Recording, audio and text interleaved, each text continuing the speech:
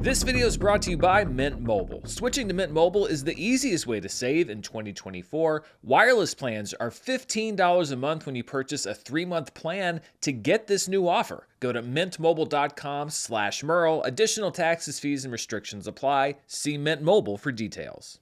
Hello, everybody, and welcome to another edition of The News with Dan. We've got a lot of exciting stuff to talk about. Barbie and some questions about whether it's the Oscar frontrunner that many people, including myself, have assumed it will be. We're going to look at the BAFTA nominations and some other industry buzz, as well as an interview with a fellow movie YouTuber. Sean Chandler will be joining me to talk about the upcoming Oscar nominations. I'll also be taking your calls from the Mint Mobile hotline. We have some great people that called in and asked some questions this week, and a little bit about some headlines in the world of film criticism as well. But let's jump first of all to Barbie and the BAFTA Awards. If you don't know what the BAFTAs are, they're Britain's equivalent, I guess, of the Academy Awards, the BAFTA Film Awards. And while they do have a reputation as one of the big precursors, I guess they're called, to the Academy Awards, it's not necessarily a one-to-one type thing because it is based in the UK. The culture there is a bit different. There are movies that are big here that aren't as big there and vice versa. But it is still a bit of a legitimizing factor when it comes to a lot of movies. And when the BAFTAs were announced yesterday, Oppenheimer had the most nominations of any film with 13, followed by Poor Things, which had 11 nominations, and then Killers of the Flower Moon and The Zone of Interest, which both tied for 9 nominations for third most. Barbie did come away with 5 nominations, but the thing that people were buzzing about was that it did not land a nomination in either the Best Film race or, perhaps more surprisingly, the Best Director race for Greta Gerwig. And when you combine that with some buzz, including Variety's own awards reporting, which stated that sources inside the Academy are cooling a bit on Barbie, are dismissive of the movie potentially, and that Greta Gerwig's shots at getting a Best Director nomination are less than 50-50. As a matter of fact, Clayton Davis, who does Variety's awards reporting, has Greta Gerwig out right now of the Best Director race. It does raise the question of whether these BAFTA nominations, combined with some of this other buzz, could lead to a potential upsetting day for Barbie when Oscar nominations are announced next week. Now, I think it's still going to get a lot, but I said, I think on this show last week, that I think that Barbie would get the second most nominations out of any movie this year.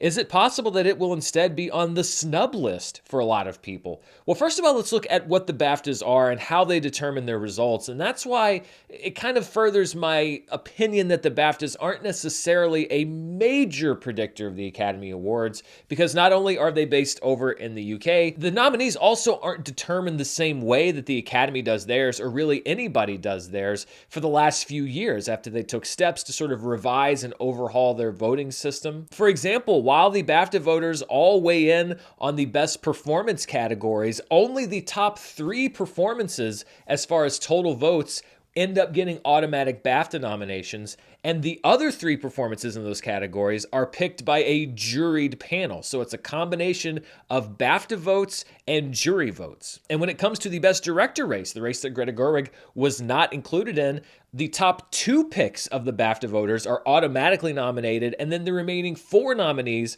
are picked by the jury. So if Greta Gerwig was not one of the top 2 vote getters from the BAFTA voters at large when it came time for nominations, it's possible that the jury that was selected just didn't select her as one of the remaining nominees. That doesn't necessarily mean that she had a weak showing among BAFTA voters overall. That's why, like I say, the waters are a little bit murky here. Now, Barbie's exclusion in the Best Film race is down to the BAFTA voters who were putting up the nomination votes, because that does go to the entire voting body. But Greta Gerwig and Barbie's exclusions weren't the only eyebrow-raising exclusions from the nominees yesterday. For example, while Killers of the Flower Moon picked up 9 nominations, both Lily Gladstone and Martin Scorsese were overlooked in their respective categories. Poor Things had the second most nominations, but Yorgos Lanthimos wasn't nominated for Best Director. All of Us Strangers landed a Supporting Actor nomination for Paul Mescal, but not a Best Actor nomination for Andrew Scott, who's seen as a dark horse Oscar contender. And when you look at the BAFTA winners, they also often don't have a huge overlap with the Academy Awards, especially in recent years. For example, last year, none of the major winners for the performance categories, for Best Picture or for Best Director, overlapped at all with the Academy Awards. When it came time to hand out trophies, the BAFTA practically ignored Everything Everywhere All at Once, and it went on to sweep the Oscars. And just a couple years ago, Coda, which won the Academy Award for Best Picture, wasn't even nominated for Best Picture at the BAFTAs. So I do think that people maybe put a little bit too much stock in the BAFTA nominations and perhaps the BAFTAs themselves when it comes to how much they're going to predict the Academy Awards. Perhaps it speaks a little bit to the psychology. For example, Emma Stone winning the Critics' Choice Award for Best Actress was a surprise given that Lily Gladstone had been dominant in that race pretty much the entire award season. You could combine that with her exclusion from the BAFTAs to perhaps speculate that enthusiasm for her might be cooling, but at the same time, you could also point to so many other cases where that's not necessarily what ends up happening. I don't think that there were any big game changers,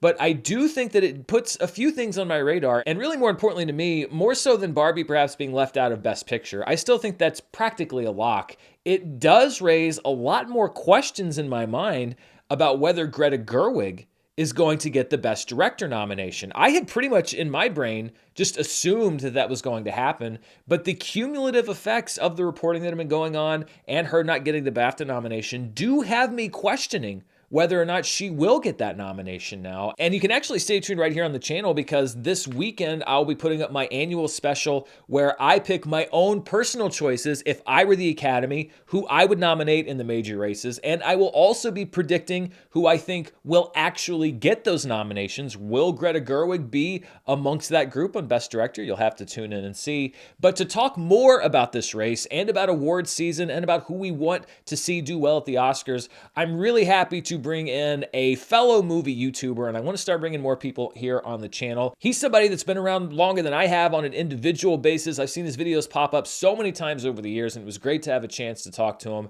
Here's a conversation I had with Sean Chandler about the Oscars race. I am here with another person in the YouTube movie community. I was just saying we should all start talking to each other more. And this is a guy who has the hustle, everything. He's done it all. He's been around forever. Sean Chandler, thank you so much for joining me to talk about the Oscars. Hey, thanks so much for having me. I love to talk movies way too much, and it's even more fun when I have someone to talk with that actually is as excited to talk about movies as I am. We're about a week away from the Oscar nominations. I still get jazzed about the awards just because I think it's interesting. I don't think that it means that a movie is great or not great. I don't know. Maybe it's because I've always tracked it when I was a kid. What do you think about the Oscars and this whole awards thing? Well, I feel like they kind of go through phases to where they kind of head down some strange streams, and sometimes they feel a little bit more detached from normal people. Other times they realize they do that and they kind of drift back a little bit. And so some years, like I've even, as someone that talks about movies full time for a living, movies get nominated. I'm like, which one's that one again? Like I don't even know. But the years where it feels pretty balanced in what's getting nominated, and you have small things and you have big things, then I go, yes, this feels like this is a celebration of all of cinema, where you have popular cinema, you have foreign cinema, you have art house, all of it kind of combined.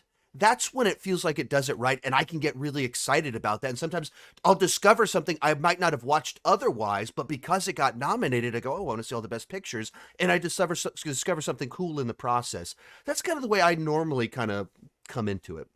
Well, this year looks like it's going to be one of those hybrid years because, I was totaling up on the channel last week, and it seems like the two movies that will likely have the most or close to the most nominations are Barbie and Oppenheimer, two very big box office hits this past year. And then a lot of, as you were mentioning, the smaller films as well. Even looking at those kind of two front runners, these are two wildly different movies.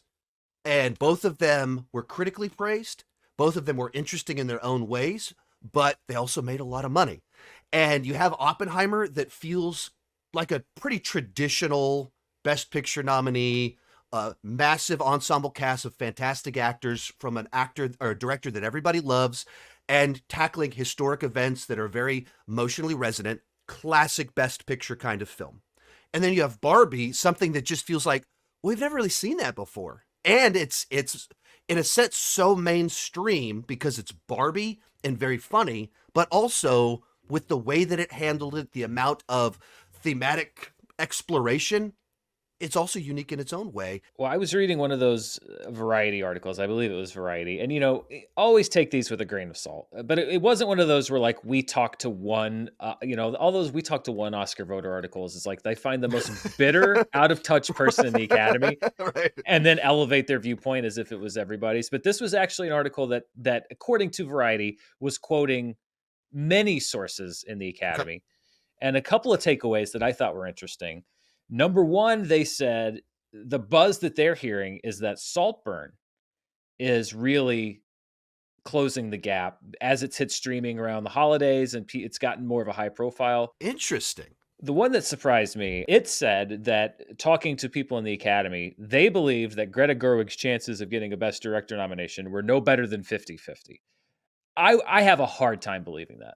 I really do. The unholy storm I think that would be unleashed if Greta Gerwig did not get nominated for Barbie. That's what kind of makes me go like, really? Like I find that difficult to believe. I really do. Not just because she's been nominated a lot, but because, and listen, I liked Barbie. I didn't love Barbie in the way that a lot of other people loved Barbie, but even I have to, when I look at the 5 best directors for my own personal choices, what she did with that movie stylistically, with the actors, just with cracking that whole concept and how to portray that, I think it is deservedly in the top 5.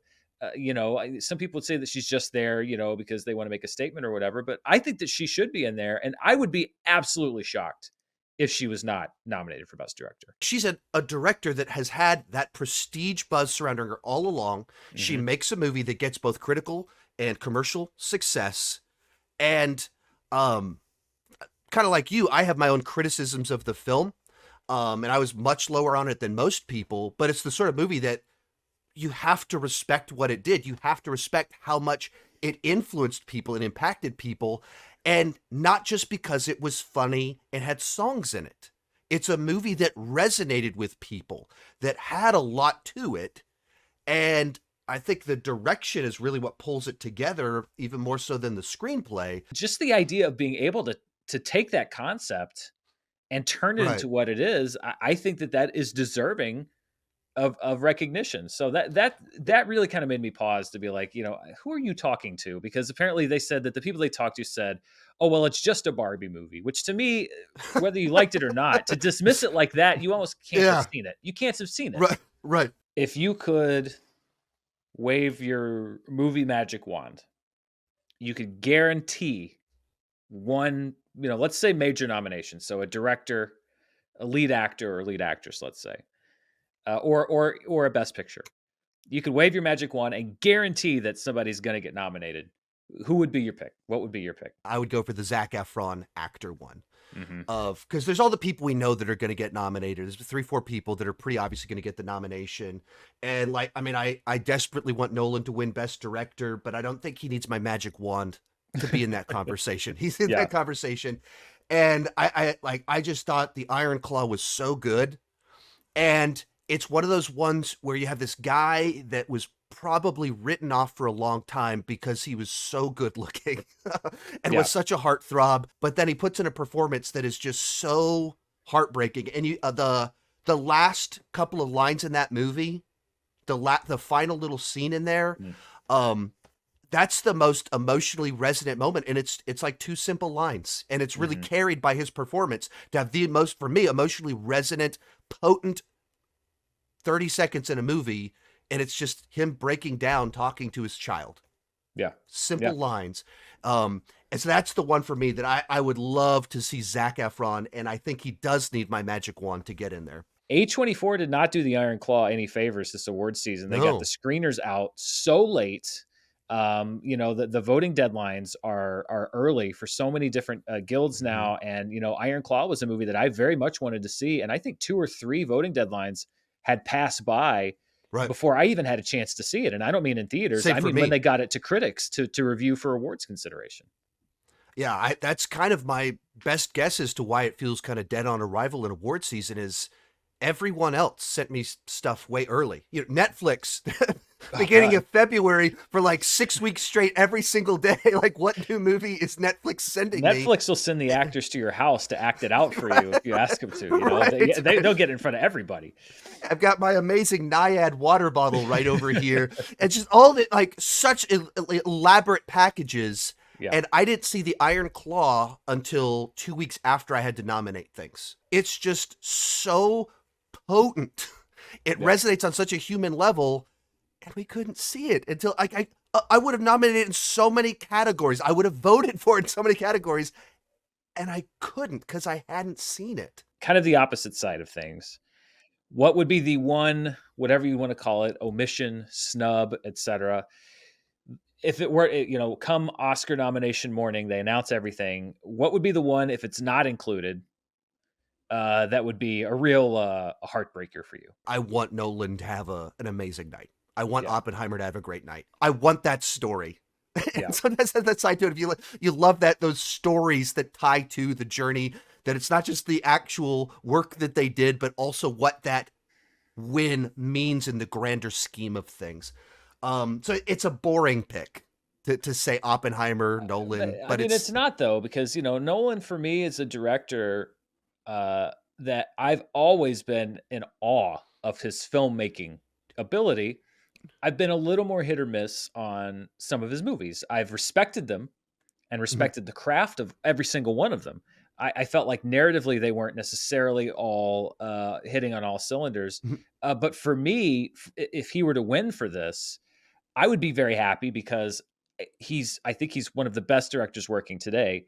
And I personally think this is his best movie. I would be happy for him to win because not only do I think that he's one of the better directors working, I think that for him to win for what I think is his best movie and not have to wait 10 or 15 or 20 years and win for a good movie, but really yeah, it's for that one, right. Well, the Jamie Lee yeah. Curtis, the lifetime achievement win for Nolan. Like, this is the moment it Yes. should happen. Well, I mean, he's the odds-on favorite, but listen, the Oscars are weird. You never know what's going to happen. I remember, I think the first year on the channel that I did Oscar reactions was the year that we got to the end of the nominations, and Mara said, she's like, "Can you believe it?" I'm like, "What?" She's like, "Denis Villeneuve," and I'm like, "What? He got nominated?" And then I had to stop and go like, "He didn't," for the first Dune film, and that still blows my mind. So you never know what's going to happen. That's what I like. It's going to keep us on the edge of our seats. Well, that's for me. This is the first year that I've been in a critics group to get screeners to really feel ahead of the conversation. That's the more fun side of this. Like, recommending that you go see a good Marvel movie isn't interesting because they were already going to go see a new Marvel movie. Yeah. But that's the on-ramp to the channel to where I can be like, yeah, but if you like sports dramas, you got to see the Iron Claw. If you just like good family dramas, you got to see the Iron Claw. Like, oh, I know you don't see a lot of foreign films. Godzilla -1. Yes. It's just a great movie that happens to have Godzilla in it. Right. And when you can recommend those and send, even a couple of days ago, I sent like a birthday text to someone and like, happy birthday. And the guy responds like, yeah, I'm going to the movies for my birthday. I'm going to go see Godzilla -1. I wouldn't have gone to go see it if you hadn't mentioned it. That's the fun stuff. I love hearing that. That's my favorite when somebody says, "I went and saw this movie because you said I should go see it and I loved it." I'm like, that's what we're here for. At least as far as I'm concerned. That's what we're here for. We're here to help you find your favorite movies that you just don't know about yet. Yes. Take that next step deeper into filmdom. Exactly. So Sean, you're on YouTube, Sean Chandler. Also, MegaCon pretty soon, right? Yes. In Orlando. Coming up in just a couple weeks. Yeah, I'll be at MegaCon all 4 days. We've got multiple panels scheduled throughout those days. I'll have a bunch of my YouTube friends with me doing meet and greets every day. It's always so much fun. Both getting to, it's like we try to do the creator stage I'm on. It's like a mini YouTube convention to like have several of us finally get together in person, but then just meeting people. Just meeting fans. Like, you go in the comment section and it's the Twitter, it's like the wild, wild west of insanity. Every time you talk to a movie fan in person, everyone's so nice, wonderful. It's great conversations with people that love movies the way that I do.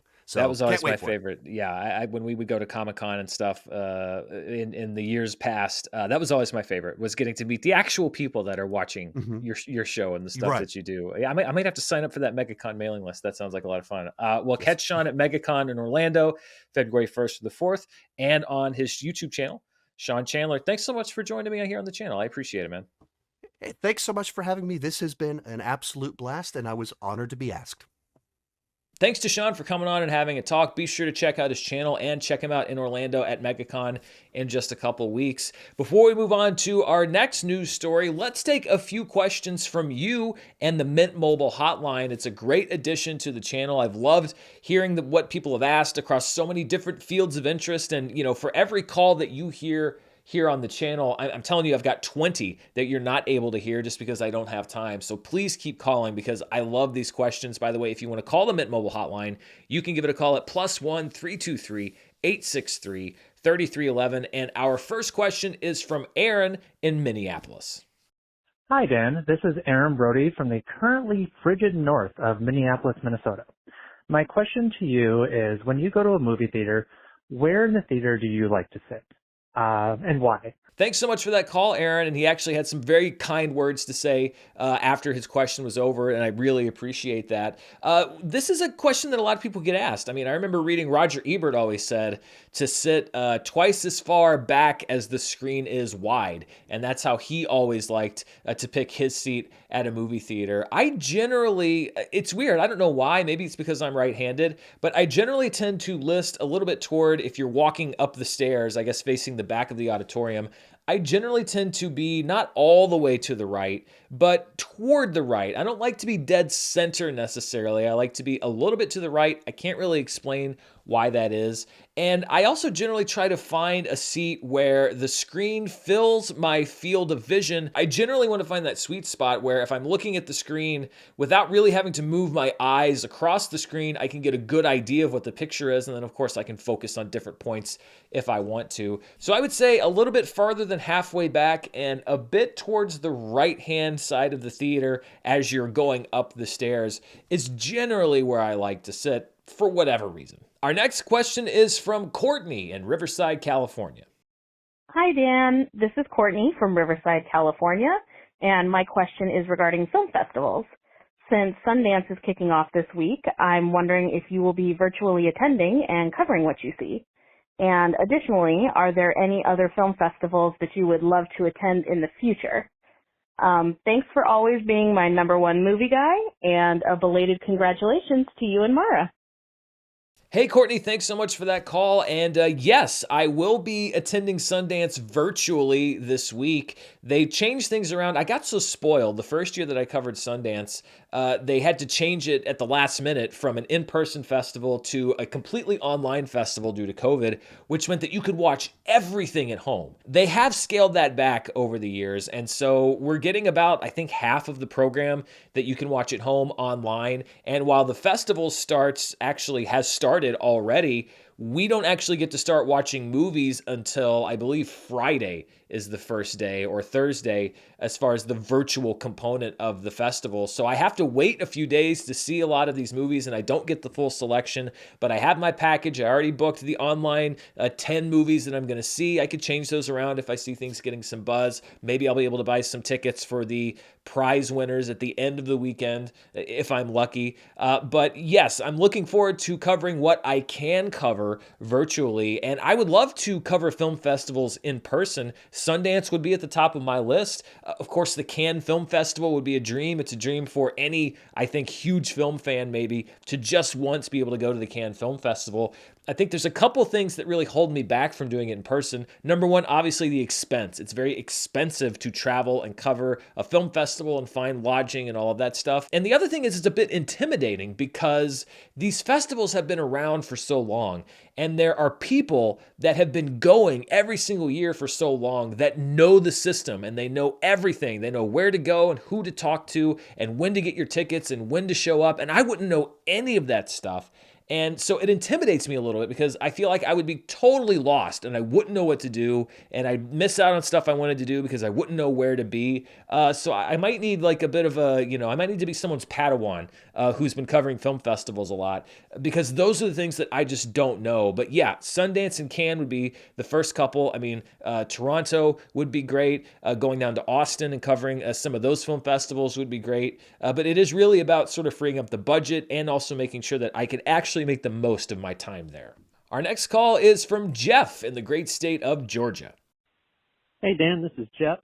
I'm from Georgia, and I was wondering if you could talk about the announcement from Disney that they were going to be laying off a good chunk of Pixar employees. I was just wondering why they would announce this. It was supposedly up to 20% of Pixar was going to get laid off in the second half of the year. Why would they publicly announce this so soon?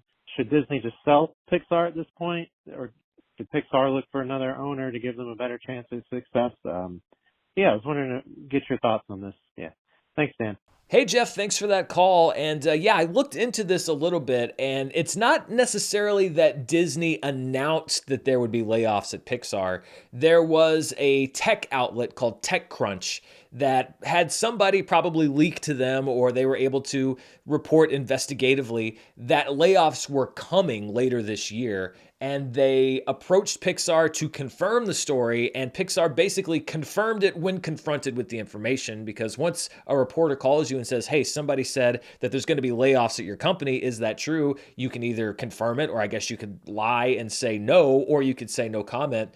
But the whole 20% thing, that 20% of Pixar's workforce is going to be laid off, Pixar denies that. They said that that is too high a number. They say that there's really not a number on it yet because they're still working on a lot of projects. And other sources in the same article claimed that a lot of the layoffs were staff that were added to Pixar's workforce by Disney when they started doing more streaming.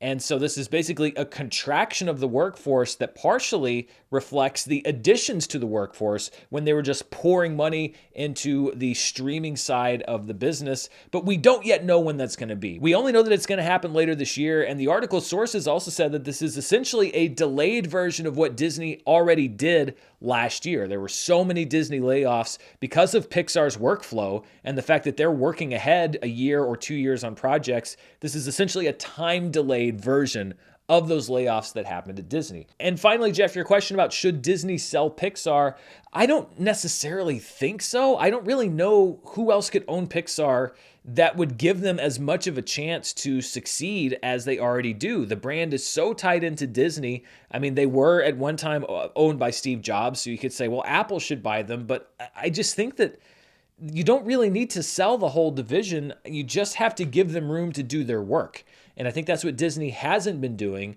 Give them room to do their work, exercise quality control at Pixar, as Disney is now doing at every other division, hopefully, and maybe things will eventually correct themselves. Our last call comes from Rebecca in St. Paul, Minnesota. Hi, Dan. This is Rebecca from St. Paul, Minnesota, and I love your videos. I listen to them while I'm doing really boring chores, so thank you for entertaining me and helping me through that. I wanted to ask you a question that was about the comment that director Bong Joon-ho made in the Oscars acceptance speech for Parasite, where he said that he hoped that more people would overcome the 1-inch tall barrier of subtitles to be introduced to more films. And I was curious, as somebody who knows a lot about box office numbers, if you think that that comment has made any difference, or if there is a general trend in American moviegoers to be more accepting of subtitles these days. I'm really interested in your thoughts. Thank you. Thanks so much for that call, Rebecca. Yeah, Bong Joon-ho's statement about that 1-inch barrier with subtitles is one of my favorite statements from a director or anybody about film ever. And it is so true. There are people that shun some of the best movies ever made because they're in a different language. And people say, well, I don't want to read the whole movie. As far as an increasing tolerance from Americans for subtitles, I actually think there is, and there's research to back that up. A lot of millennials my age and younger, then going down to Gen Z and down the ladder, are watching everything with subtitles on. You go onto TikTok, almost everything has a subtitle now. A lot of people watch everything at home on the streaming services with the subtitles on. I know that we do here in the house. A lot of it is because of how they mix movies now, and a lot of it is because you're definitely not going to miss a line of dialogue that way. So yes, I think there's absolutely an increased tolerance for subtitles everywhere.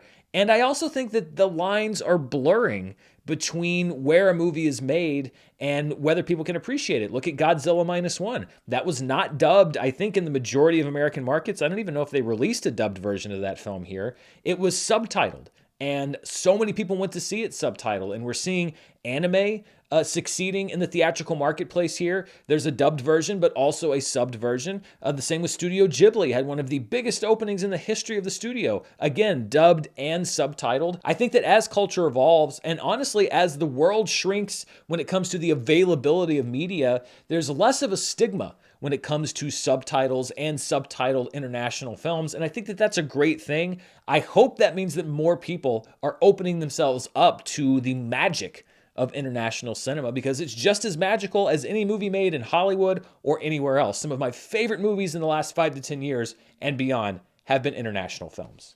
Thanks to everybody that called in on the Mint Mobile hotline. And of course, I want to thank the people who make the Mint Mobile hotline possible, Mint Mobile. We're over halfway through January, and how are those New Year's resolutions looking? I know they can be a real pain, but you know what's never a hassle? Saving money. And for a limited time, all wireless plans from Mint Mobile are $15 a month when you purchase a 3-month plan. That's unlimited talk, text, and data for $15 a month. Think about what you're paying for mobile service right now. If you're not with Mint, I can just about guarantee you it's more than $15. Now think of what you could do with all that money that you'd be saving. Maybe enough to buy those new running shoes, because that's definitely the thing holding you back from working out every day, right?